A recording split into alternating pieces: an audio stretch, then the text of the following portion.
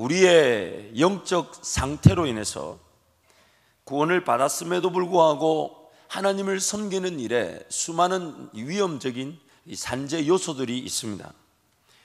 구원을 얻고 하나님을 섬긴다 하지만은 이 수많은 위험 요소들로 인해서 하나님을 제대로 섬기지 못하는 그런 안타까운 일들이 일어나는데, 왜냐하면 우리의 영적이 타락한 상태가 여전히 존재하고 있기 때문입니다. 그래서 많은 것이 있겠지만 크게 오늘 가장 대표적인 두 가지만 여러분과 나눠봅니다. 첫 번째는 예수 그리스도를 믿는 믿음으로 구원을 얻을 때에 우리는 아무 공로, 노력, 아무 행위 없이 구원을 받았습니다. 왜냐하면 예수 홀로 하실 수밖에 없는 일이었기 때문입니다. 우리가 그 구원의 역사에 관여할 수 있는 부분이 없었고 기여할 수 있는 부분이 하나도 없었습니다. 하나님이셨던 예수께서 이 땅에 사람이 되어 오셔서 십자가에 달려 죽으시고 부활 승천하지 않으셨다면 결코 일어날 수 없는 일이기에 우리가 관여할 수 있는 부분이 없기 때문에 우리의 모든 걸 배제하고 하나님 홀로 예수 그리스도를 통해 이루셨습니다.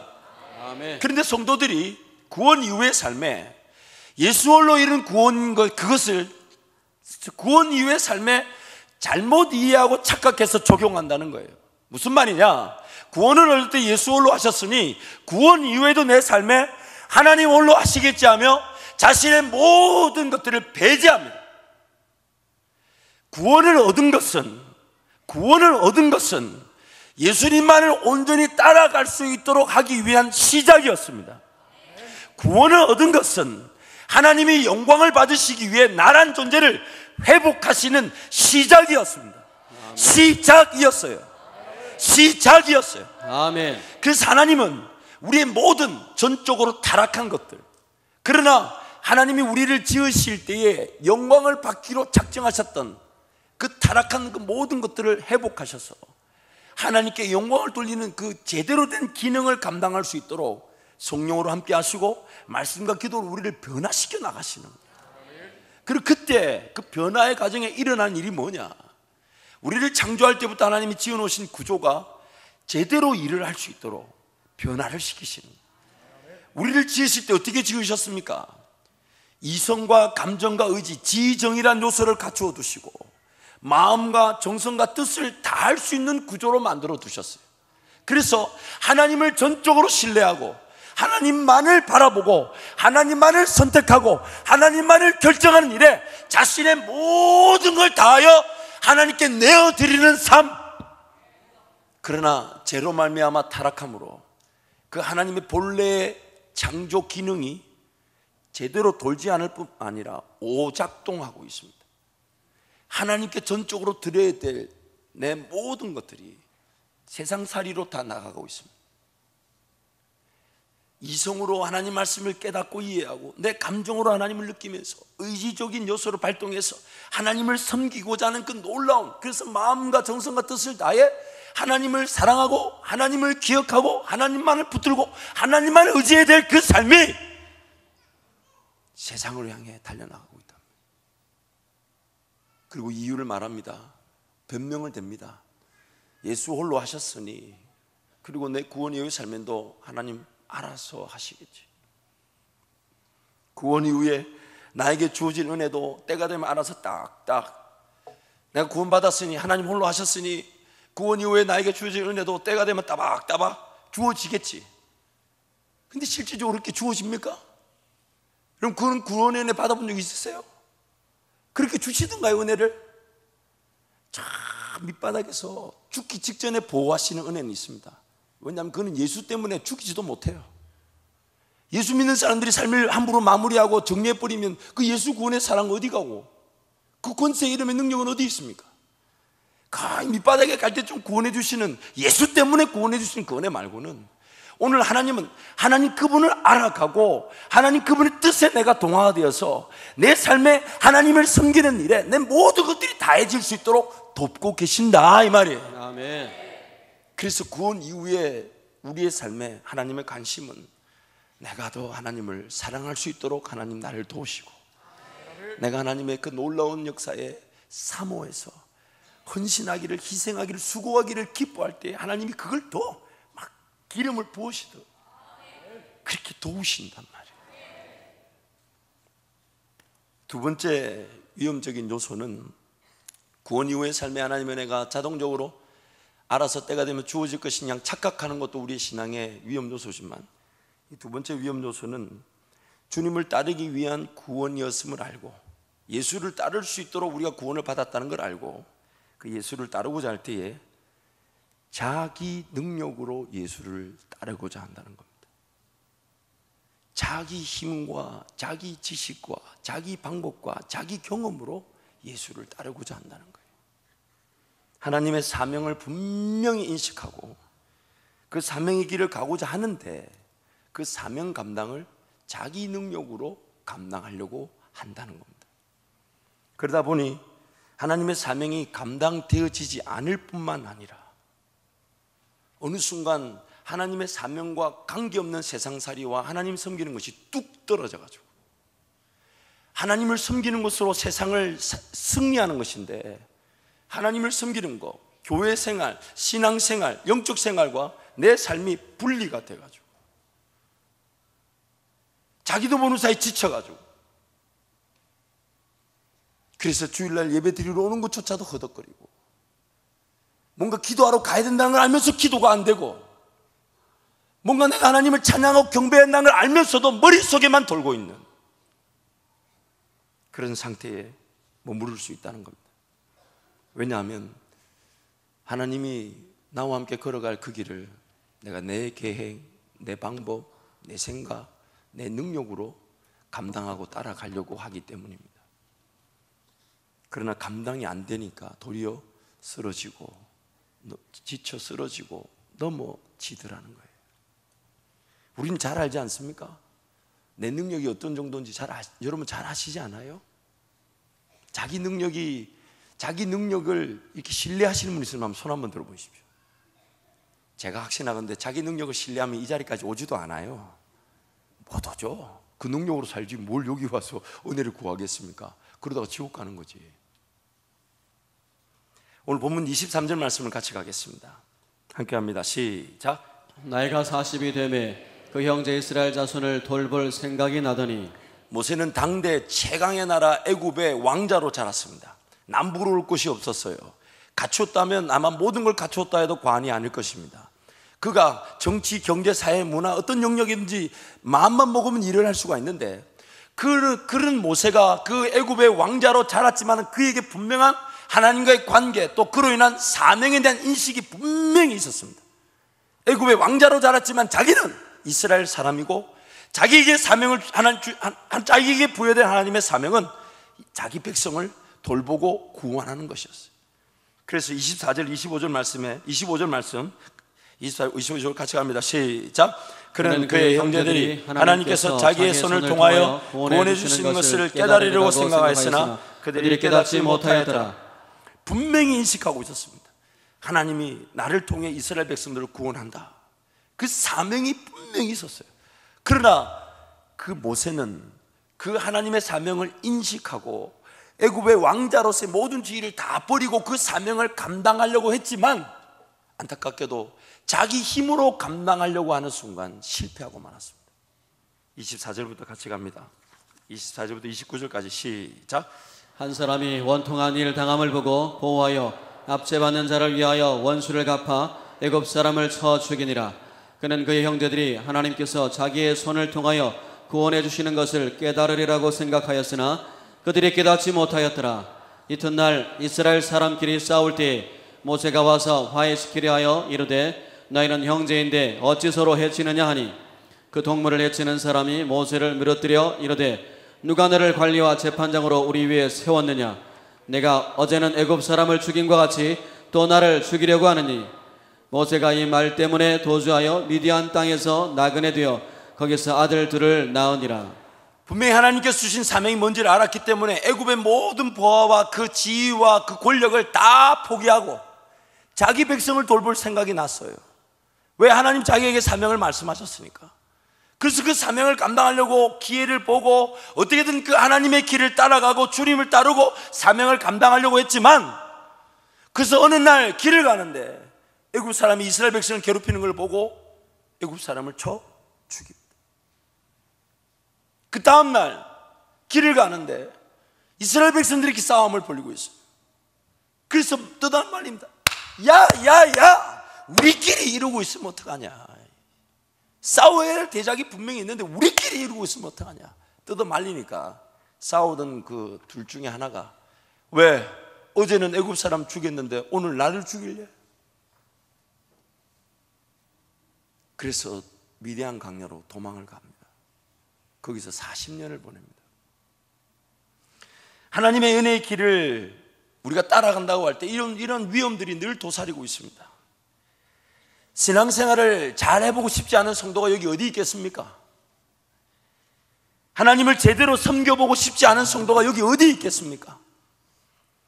직장, 사업, 일터를 통해 하나님께 영광을 돌리고 싶지 않은 성도가 어디 있겠습니까? 그런데 어느 순간 우리도 모르는 사이에 신앙생활의 어려움을 느끼고 있지는 않습니까? 뭔가 해야만 한다는 걸 알지만 이미 여러 번 시도해보고 실패했다 해서 지레짐작 포기하고 있지는 않습니까? 하나님께서 허락하신 은혜, 그래서 허락하신 하나님이 시작하신 직업이었고 하나님이 시작하신 사업으로 믿고 있지만 자유와 기쁨보다는 살아남기도 버거운 상태에 계시진 않습니까? 하나님 나라를 위해 살아가는 삶임을 알고 있지만 살아가야 한다는 그 자체, 그 삶에 혹시 묶여 계시진 않습니까? 살아남아야 한다는 부담감으로 살고 있지는 않습니까? 어느 순간 우리가 주님을 따르고 주의 사명을 쫓아간다고 했지만 내가 내 능력으로 주의 길을 따라가고 사명을 감당하려고 했기 때문에 쓰러지고 넘어져 있는 겁니다. 그때 모세를 찾아오신 말씀을 보겠습니다. 출애굽기 3장 1절에서 5절입니다. 함께 갑니다. 시작. 모세가 그의 장인 미디안 제사장 이드로의 양 떼를 치더니 그 떼를 광야 서쪽으로 인도하여 하나님의 산 호렙에 이르매 여호와의 사자가 떨기나무 가운데로부터 나오는 불꽃 안에서 그에게 나타나시니라. 그가 보니 떨기나무에 불이 붙었으나 그 떨기나무가 사라지지 아니하는지라. 이에 모세가 이르되 내가 돌이켜 가서 이 큰 광경을 보리라. 떨기나무가 어찌하여 타지 아니하는고 하니 그때에 여호와께서 그가 보려고 돌이켜 오는 것을 보신지라. 하나님이 떨기나무 가운데서 그를 불러 이르시되 모세야 모세야 하시매 그가 이르되 내가 여기 있나이다. 하나님이 이르시되 이리로 가까이 오지 말라. 내가 선 것은 거룩한 땅이니 내 발에서 신을 벗으라. 하나님께서 모세를 다시 40년 뒤에 부르실 때 모세에게 하나의 장면을 이렇게 보여주십니다. 그 장면이 뭐냐면 떨기나무가 불이 붙었는데 떨기나무는 타지 아니하더라. 하나님의 역사와 영광은 나타났는데 떨기나무를 태울 필요가 없더라. 하나님은 우리에게 그 장면을 보여주시면서 말씀하는 거예요. 내가 너를 통해 영광을 받지만 너를 태울 필요가 없다. 내가 너를 통해 하나님 나의 일을 드러낼 것이지만 너는 너를 소진할 필요가 없다. 하나님이 지금 우리에게 보여주시고 싶어 하시는 그 마음이에요. 하나님의 역사를 위해 하나님의 능력이 드러날 때에 나의 능력으로 사명이 감당된 걸 원치 않으십니다. 나의 생각과 경험으로 그 사명이 감당되는 걸 결코 바라지 않으십니다. 내 거는 하나도 태우지 않으시고 내 거는 하나도 태우지 않으시고 오직 하나님의 능력으로 그 역사를 이루어 주시더란 말이에요. 그래서 하나님은 지금 그 그림을 모세에게 그리고 오늘 저와 여러분에게 보여주십니다. 제가 이 그림을 보면서 얼마나 위로를 받았는지 몰라요. 그래서 하나님 앞에 그렇게 기도했습니다. 하나님, 저도 제 자신을 태우지 않고 하나님의 영광을 보게 해주십시오. 아멘. 저도 저를 태우지 않고 하나님의 영광을 보게 해주십시오. 아멘. 제가 지치고 쓰러지는 것이 아니라 나는 하나님 앞에서 예배하고 하나님을 기억하고 하나님을 즐길 뿐인데 하나님이 제 삶의 역사와 능력을 드러내시는 것을 보게 해 주옵소서. 아멘. 아멘. 그래서 나는 그저 주님을 예배하고 찬양하고 기도하는데 그래서 주님을 느끼고 주님을 경험하고 주님과 동행하는데 그것이면 충분한 줄 아는데 삶이 주님께 붙들려 자유하게 되고 기쁨과 즐거움을 누리게 되고 하나님의 역사를 보게 되는 것입니다. 아멘. 아멘. 그 장면을 보여주시면서 하나님 모세에게 그리고 우리에게 말씀하십니다. 따라합니다. 내 발에서 신을 벗으라. 신을 벗으라. 신을 벗는다는 말은 걷는다는 뜻일까요? 걷지 않는다는 뜻일까요? 행한다는 걸까요? 멈춘다는 걸까요? 쉰다는 걸까요? 일한다는 걸까요? 하나님 우리에게 말씀하십니다. 내 발에서 신을 벗으라.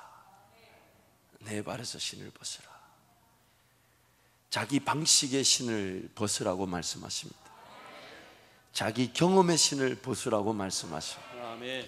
자기가 직접 움직여야만 한다는 생각의 신을 벗으라고 말씀하십니다. 자기가 분주해야만 한다는 그 부담감의 신을 벗으라 말씀하십니다. 자기가 모든 일의 주도권을 져야 한다는 그 주인의 신을 벗으라 말씀하십니다. 자기가 일하지 않으면 안 된다는 그 책임감의 신을 벗으라 말씀하십니다. 아멘. 저와 여러분 역시 모세처럼 자기 방식에 지쳐 있을 수 있습니다. 자기 경험에 도리어 속아 넘어가 있을 수 있습니다. 자기 분주함에 죽어가고 있을 수 있습니다. 자기 부지런함에 자기만을 태우고 있을 수도 있습니다. 자기 주도권에 자기 자신을 압박하고 있을 수 있습니다. 자기 움직임에 자기를 소진하고 있을 수 있습니다. 훈련의 첫날 기도의 자리에서 이 장면을 목격하고 소름 끼치듯 주님 앞에 무릎을 꿇었습니다.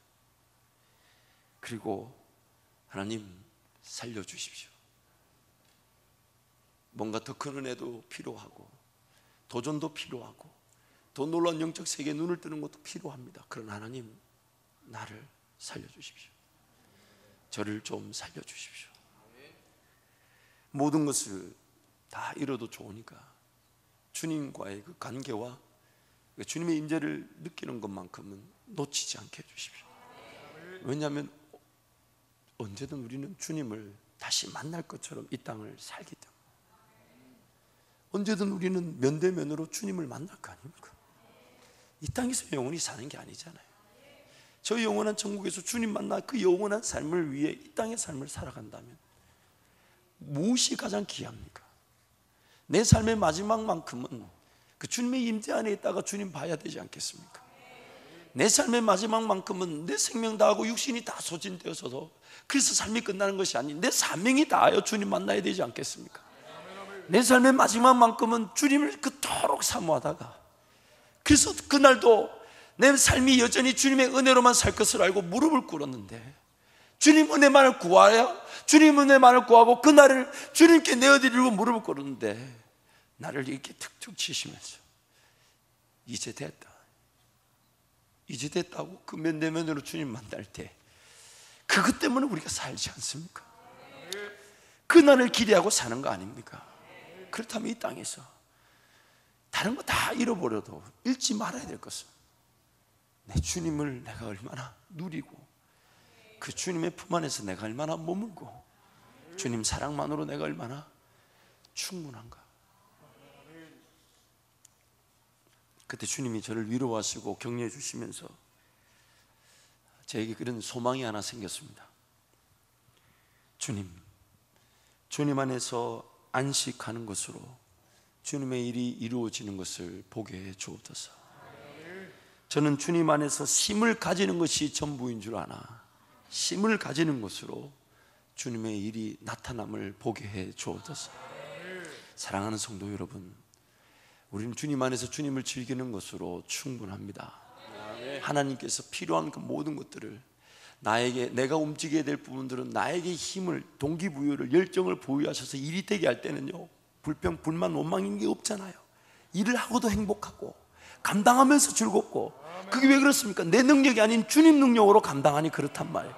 그는 어떨 때는 나는 그냥 기도하고 주님 앞에 머물러 있는데 하나님이 다른 사람을 막 세워가지고 그 사람들 일하게 하고, 그래서 일이 되게 하는 그 우리 주님이 그렇게 하실 수 있잖아요. 우리 주님 그렇게 일하시지 않습니까? 내가 분주하다고 해서 내 삶이 지켜지는 게 아닙니다. 내가 일을 꼭 해야만이 내 삶이 지켜지는 게 아니에요. 내가 꼭 내 에너지를 써야만이 내 삶이 세워지는 게 아니란 말이에요. 도리어 내 삶을 내가 붙드는 순간 삶은 반드시 떨어지고 말고 망하고 맙니다. 요한복음 6장 28절 29절 말씀 같이 가겠습니다. 시작. 그들이 묻되 우리가 어떻게 하여야 하나님의 일을 하오리이까? 예수께서 대답하여 이르시되 하나님께서 보내신 이를 믿는 것이 하나님의 일이니라 하시니. 하나님께서 보내신 일을 믿는 것이 하나님의 일입니다. 하나님께서 보내신 예수 그리스도를 믿고 그분을 신뢰하는 것이 바로 하나님의 일입니다. 아멘. 뭔가 일의 방법이나 구체적인 안이 아니라 예수 그리스도를 믿는 거, 예수 그리스도만 바라보는 거, 아멘. 예수 그리스도만 의지하는 거, 예수 그리스도만 붙드는 거, 아멘. 예수 안에서의 자유를 누리는 거, 아멘. 예수 안에서 쉼을 가지는 거, 예수 한 분만으로 충분하면 하나님은 그것이면 충분한 줄 믿습니다. 아멘. 아멘. 그래서 저는 우리 교회를 위해서, 저와 여러분을 위해서 이렇게 기도합니다. 주님을 믿는 것이 주님의 일이라 하셨던 주님 말씀이 저의 남은 평생 우리 모든 성도에게 누려지게 하여 주옵소서. 아멘. 제 삶은 끊임없는 주님과의 교제로 쉼을 얻고, 제 삶은 끊임없는 주님과의 관계 안에서 안식을 누리며, 제 삶은 주님을 더 알아가는 것으로 기뻐하되 주님께서 역사를 드러내시는 것을 보게 해 주옵소서. 아멘. 요한복음 15장 1절에서 5절 말씀 같이 갑니다. 함께 합니다. 시작. 나는 참 포도나무요 내 아버지는 농부라. 물은 내게 붙어 있어 열매를 맺지 아니하는 가지는 아버지께서 그것을 제거해 버리시고, 물은 열매를 맺는 가지는 더 열매를 맺게 하려 하여 그것을 깨끗하게 하시느니라. 너희는 내가 일러준 말로 이미 깨끗하여졌으니 내 안에 거하라. 나도 너희 안에 거하리라. 가지가 포도나무에 붙어 있지 아니하면 스스로 열매를 맺을 수 없음 같이 너희도 내 안에 있지 아니하면 그러하리라. 나는 포도나무요 너희는 가지라. 그가 내 안에 내가 그 안에 거하면 사람이 열매를 많이 맺나니 나를 떠나서는 너희가 아무것도 할 수 없습니다. 나를 떠나서는 너희가 아무것도 할 수 없습니다. 나를 떠나서는 너희가 아무것도 할 수 없습니다. 아멘. 나를 떠나서는 너희가 아무것도 할 수 없습니다. 아멘. 그래서 우리 주님도 그렇게 말씀하셨습니다. 내가 내 스스로 아무것도 할 수 없노라. 우리 주님이 그렇게 고백하셨다면, 우리 주님도 그렇게 고백하셨다면 오늘 우리의 고백도 지극히 당연한 줄 믿습니다. 아멘. 이사야서 55장 1절 2절 말씀 우리 함께 가겠습니다. 시작. 오라 너희 모든 목마른 자들아 물로 나오라. 돈 없는 자도 오라. 너희는 와서 사 먹되 돈 없이 값없이 와서 포도주와 젖을 사라. 너희가 어찌하여 양식이 아닌 것을 위하여 은을 달아주며 배부르게 하지 못할 것을 위하여 수고하느냐. 내게 듣고 들을지어다. 그리하면 너희가 좋은 것을 먹을 것이며 너희 자신들이 기름진 것으로 즐거움을 얻으리라. 내게 듣고 들을지어다. 내게 듣고 들을지어다. 아멘. 내게 듣고 들을지어다. 아멘. 그리하면 가장 좋은 것으로 하나님 우리와 함께 하신다고 약속하셨습니다. 아멘. 사랑하는 성도 여러분, 우리 하나님께로 돌아갑시다. 아멘. 아멘. 우리 하나님께로 돌아가십니다. 아멘. 그냥 살려달라고 외치십시다. 아멘. 다른 거 필요 없고, 하나님 나를 살려주십시오. 내가 하나님 은혜로만 사는 자인데 그 은혜 없이 산들 무슨 의미가 있겠습니까? 하나님, 제가 주님께로 돌아갑니다. 어떻게 돌아가야 되는지도 모릅니다. 어떻게 불러야 될지도 모릅니다. 그래서 주님 우리에게 말씀하시죠. 돈 없이 값 없이 그저 내게로 돌아오라. 아무것도 묻지 말고 그냥 내게로 돌아오라. 아멘. 내게로 돌아오라.